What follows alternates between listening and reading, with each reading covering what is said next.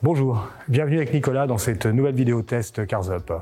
Aujourd'hui, nous allons vous faire partager l'essai d'une voiture aussi à l'aise sur piste que sur route. 500 chevaux sur les seules roues arrière, obtenu à 8250 tours minute, 0 à 200 en 10 secondes 9. J'ai nommé la 991 GT3 RS phase 1. Suivez-moi.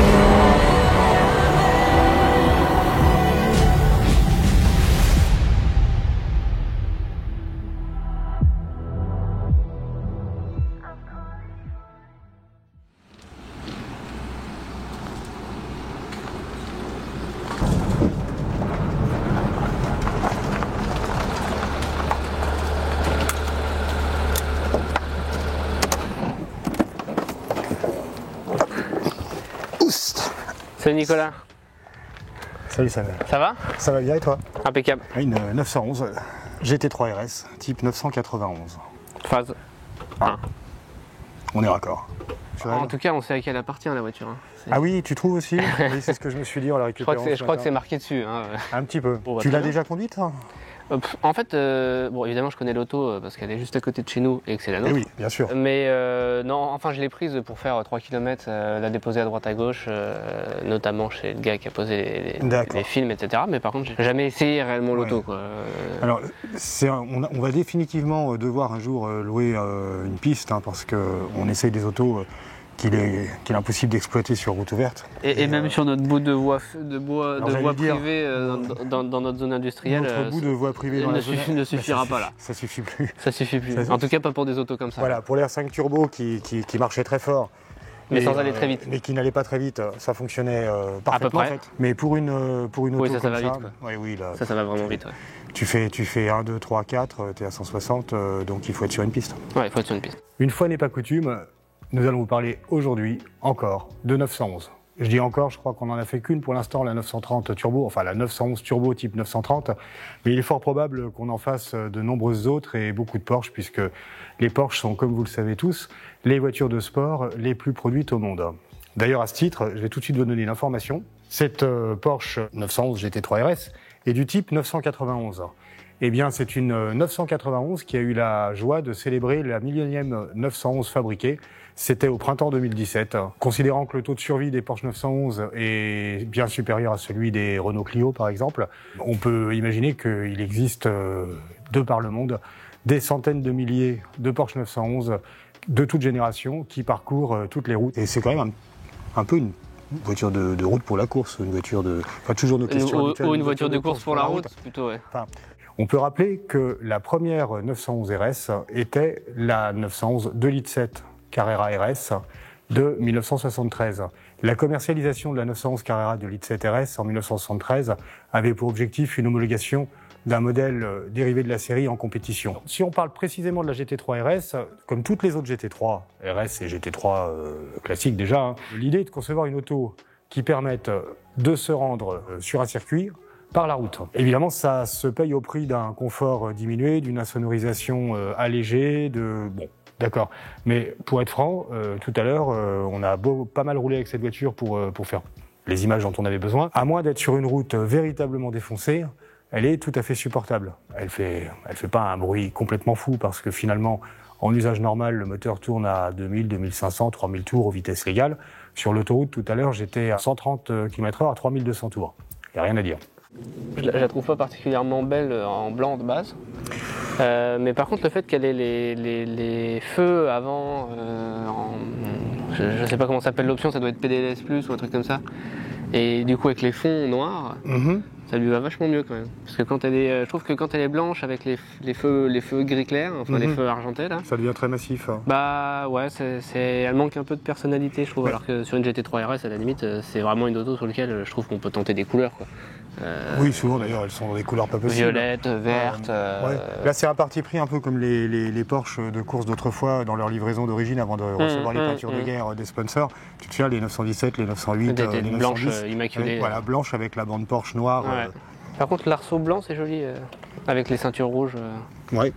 Est-ce que l'arceau est toujours assorti à la couleur de la carrosserie extérieure ? Non, j'en ai aucune idée. Mais là, dans cette définition, c'est marrant parce que souvent j'ai toujours un peu de mal avec les autos qui ont des énormes spoilers et compagnie, etc.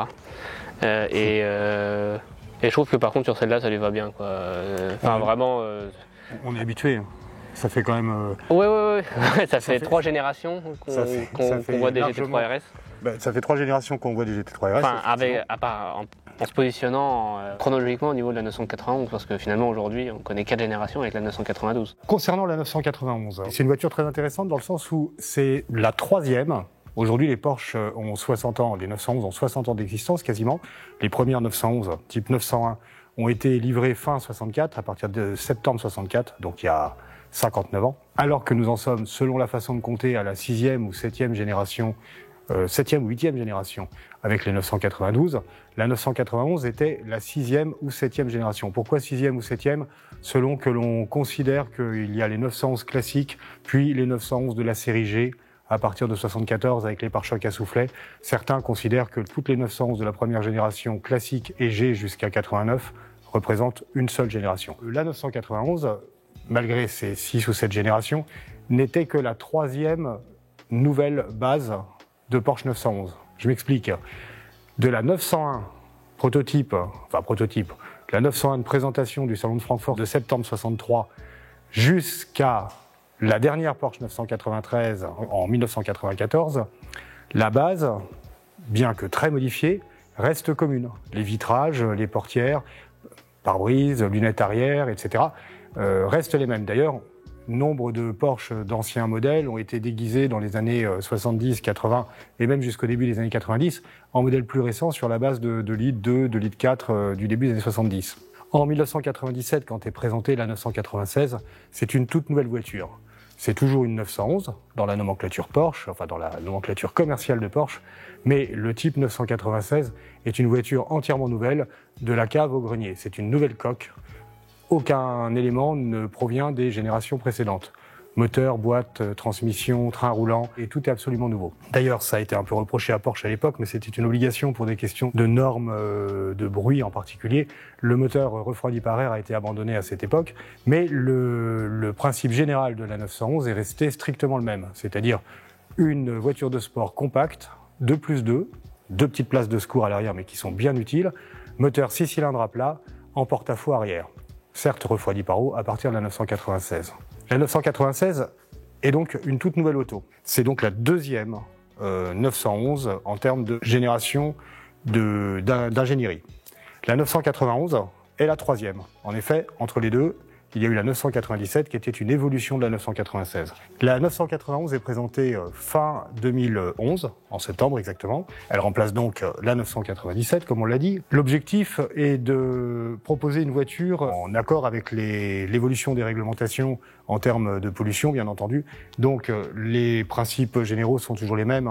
Abaisser le poids dans la mesure du possible, améliorer l'efficience générale du moteur dans le but de diminuer les émissions de CO2 et d'abaisser la consommation. Je me souviens très bien que la première fois que j'ai vu une 991 RS au garage, j'avais été surpris par la dimension extravagante des roues. Et les pneus arrière... des pneus arrière en 320...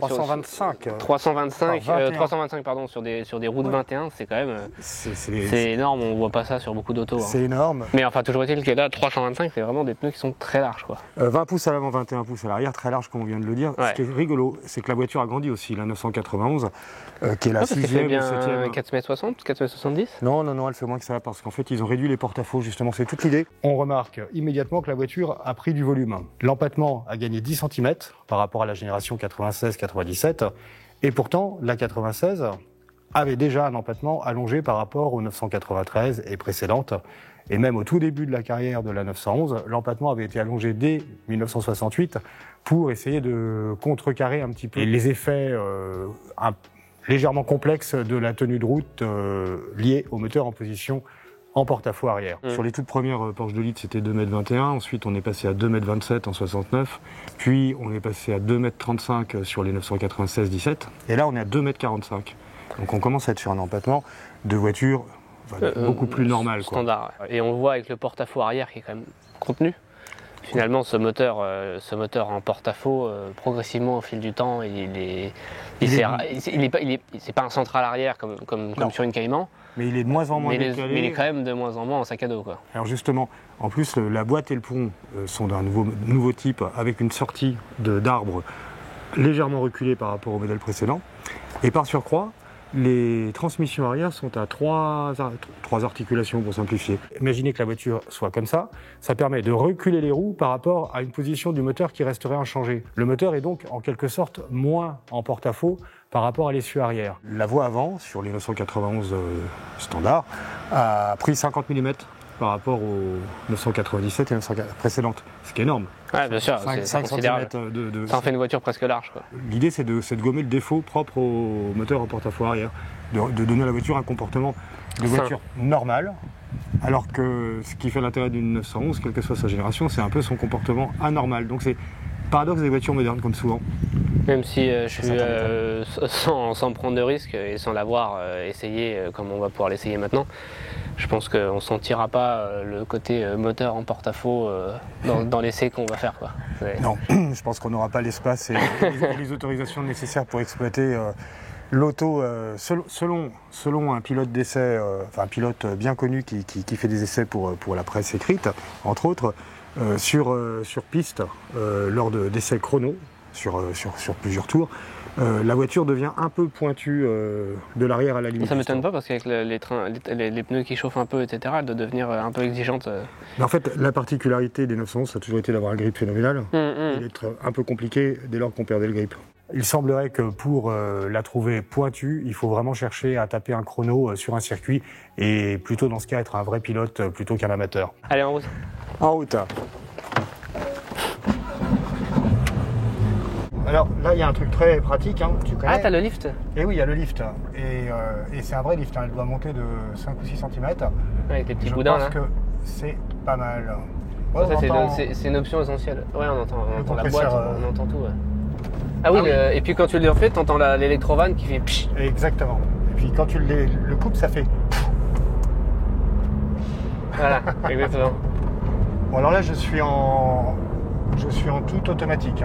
Ah, par contre, c'est presque confortable, la boîte. Oui, la boîte est très douce. Bon, c'est un peu rigide, on sent que c'est rigide, mais cela dit, c'est pas insupportable non plus.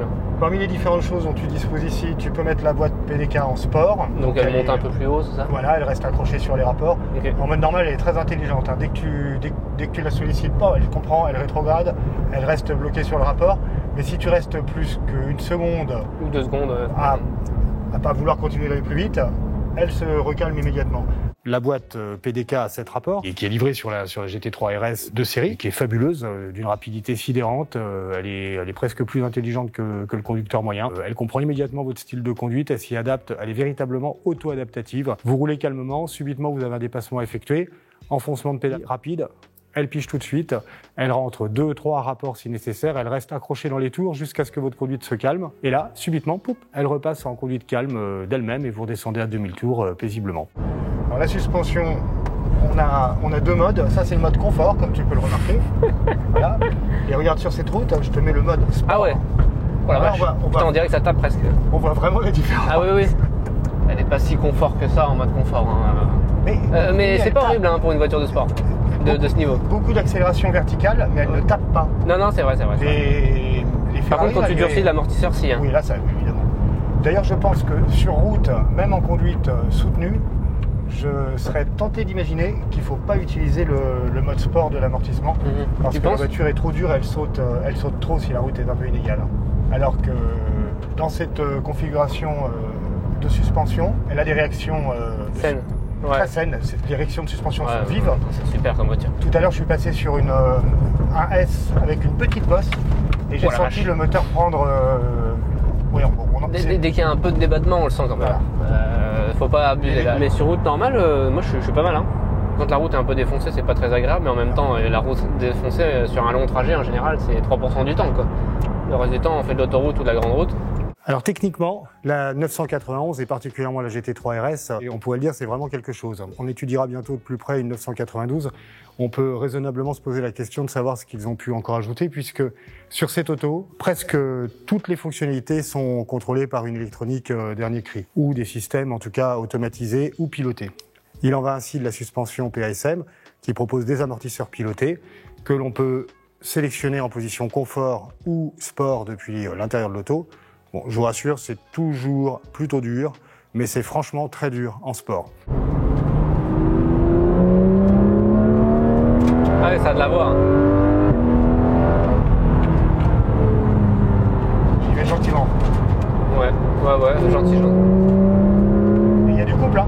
Ah oui, il y a du couple, ouais. On était à 3 mais c'est un 4 litres, hein. Eh oui. Sur cette 991 GT3 RS, on trouve donc un moteur 4 litres. Cependant, ce 4 litres n'est pas le même que le dernier 4 litres qui équipait les 997 GT3 RS 4 litres, une version commercialisée à 600 exemplaires en fin de carrière des 997 GT3. Ce bloc dit Metzger était d'une conception différente. Vous les expliquer exactement comment, ce serait un peu long, mais c'était pas exactement le même moteur que celle qui équipe cette auto. Néanmoins, les caractéristiques sur le papier semblent être les mêmes. En l'occurrence 4 litres, à savoir donc le plus gros 6 cylindres atmosphériques ayant jamais équipé des Porsche 911. Je vous rappelle qu'on est parti d'un 2 litres en 1963 pour arriver à un 4 litres au milieu des années 2010. La puissance reste la même, 500 chevaux à 8250 tours. C'est assez étonnant ce régime, avec une capacité à prendre 8008 et un couple de 460 Nm au-delà de 6000 tours. La voiture, tu sais combien ça pèse? Oui, j'ai les chiffres. C'est évidemment un peu plus lourd que ce qui est dit dans la notice. On frise les 1500 kg. Celle-ci est donnée pour une tonne 420. En réalité, elle est un petit peu plus lourde. Bon, on n'atteint pas les 1500 kg, mais avec la puissance et le couple dont on dispose, ça se passe très bien. On manque pas de chevaux. Il y aurait presque un peu de place pour mettre des bagages à travers l'arceau. Faut arriver à se débrouiller. Faut avoir des bagages souples, quoi. Il faut tu peux prendre des sacs de couchage en quantité. Après, dans la malle avant, tu peux mettre une valise. Hein. Je crois même que tu mets 2 valises de voyage, d'avion, ouais.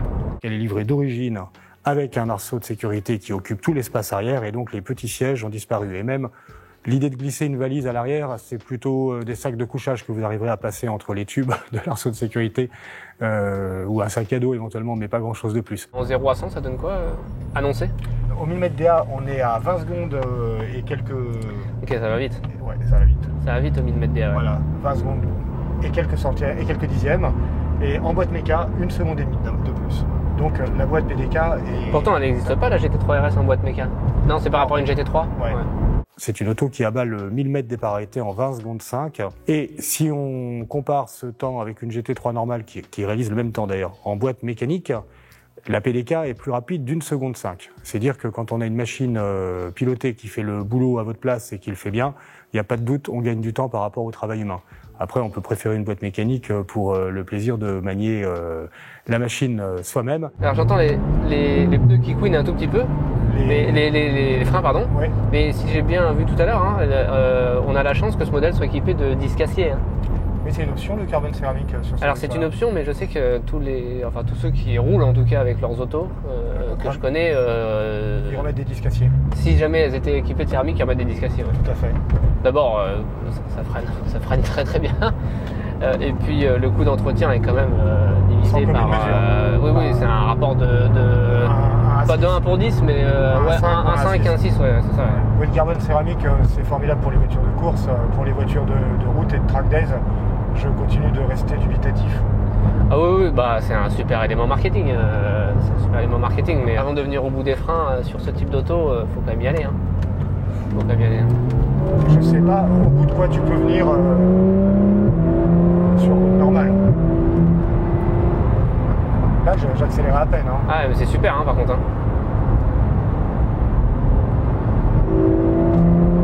Par contre, le bruit est très très beau. Hein.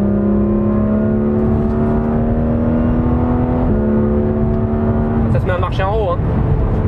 J'étais à 5000 tours. Ah ouais. On est très très loin du compte. Hein. Ça vient, elle est constante et tout la voiture. Hein. C'est un moteur particulièrement vif qui propose une tessiture, une gamme de vocalises assez surprenante. Un peu comme ça pourrait ressembler à un énorme moteur de moto, si vous voulez. Qu'est-ce qu'elle a l'air rigoureuse?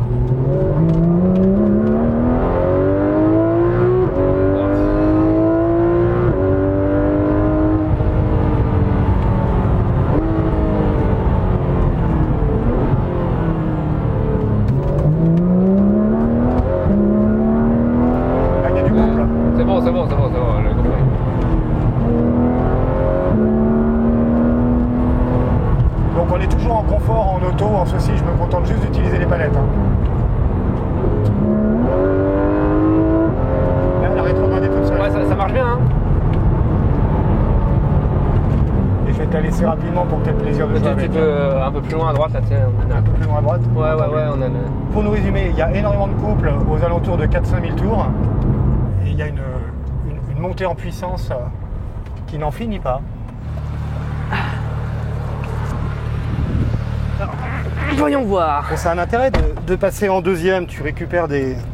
Alors, ça c'est bien. En position de conduite déjà, je pense que c'est une auto qui, pour une fois... Je vais m'avancer un petit peu quand même. Pour une fois, c'est une auto qui va me plaire.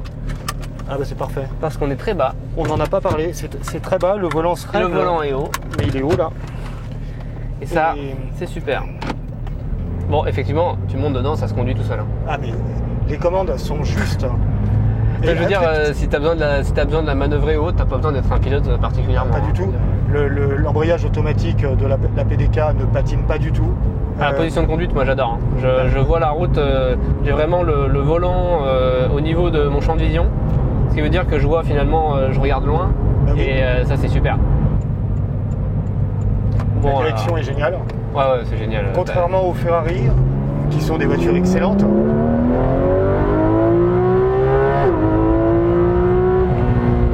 C'est super. Heureusement que j'ai pas peur avec toi. Moi. Non mais c'est super, attends. C'est vachement bien. Là j'utilise mon pied gauche sur le frein là. Ben, moi aussi. Et l'auto est vraiment bien. Le frein, qu'est-ce qu'il est bien? Il est parfait. Bah oui, c'est des freins... C'est les freins j'en attendais pas moins, hein, mais... L'attaque est en fonction du coup de pied. Puis le passage des rapports... Et tu me disais que la GT4 était plus rapide? Ouais, enfin c'est une sensation un tout petit peu différente. Ah, oui. C'est peut-être les bruits d'addition qui génèrent cette différence.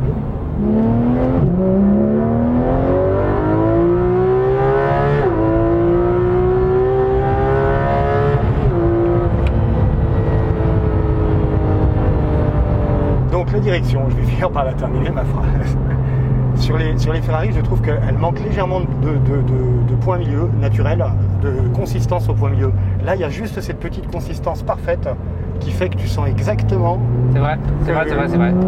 Ça, c'est un truc parfait.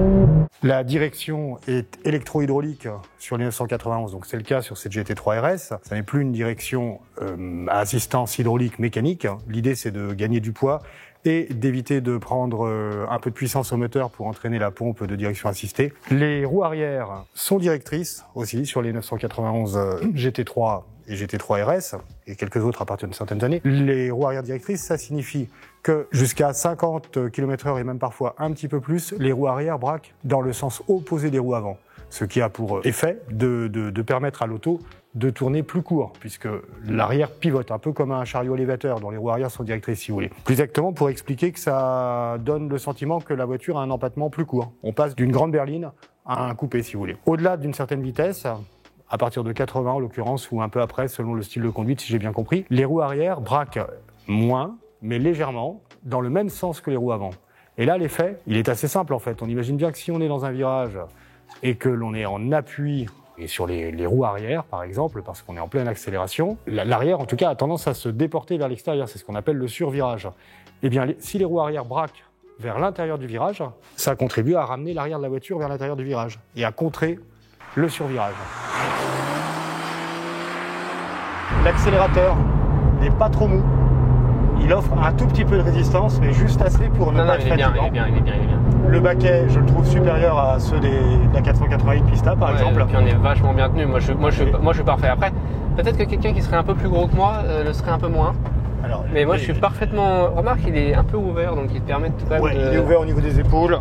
Les baquets, qui équipent d'origine la GT3 RS et qui sont sur une base carbone dérivée des baquets de la 918, rien de moins, sont d'un confort, en tout cas avec Samuel, on l'a remarqué tout à l'heure, on se les fait remarquer, sont d'un confort plus qu'acceptable, ils sont même parfaits, plus confortables que les baquets qu'on peut trouver dans certaines Ferrari destinées à un usage mixte route-piste, qui sont un petit peu maigres en mousse. Là, on est très bien porté. Une auto très facile à conduire. Alors, on le dit à chaque fois, mais toutes les voitures modernes ne sont pas toutes très faciles à conduire. Non. Surtout les voitures spéciales. Celle-ci, c'est une voiture qui te met à l'aise, alors qu'a priori, c'est quand même une sorte de petit démon. Tu peux mettre tout le monde au volant. Et ce que j'apprécie beaucoup tout à l'heure, les fois où j'ai mis le pied dedans, c'est que la voiture, elle n'a pas bougé et j'ai pas vu le truc clignoter. Rien.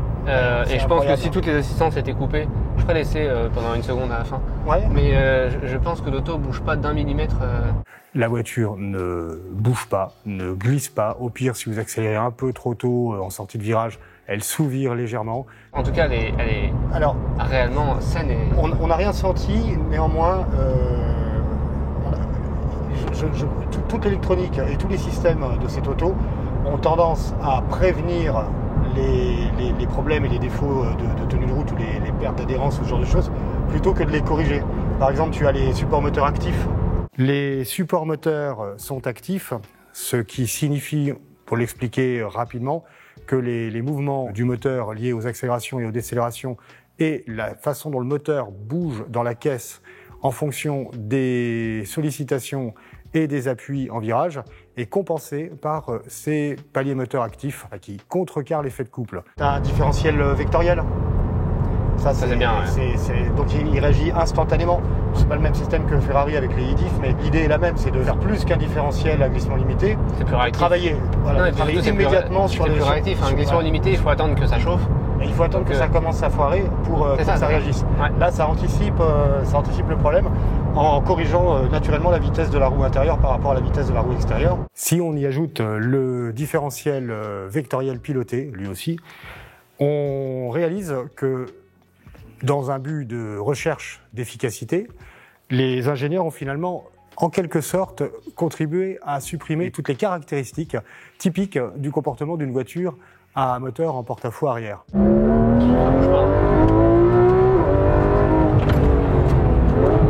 freinage est diabolique. Ah oui, et puis j'ai pas freiné. Hein. Non.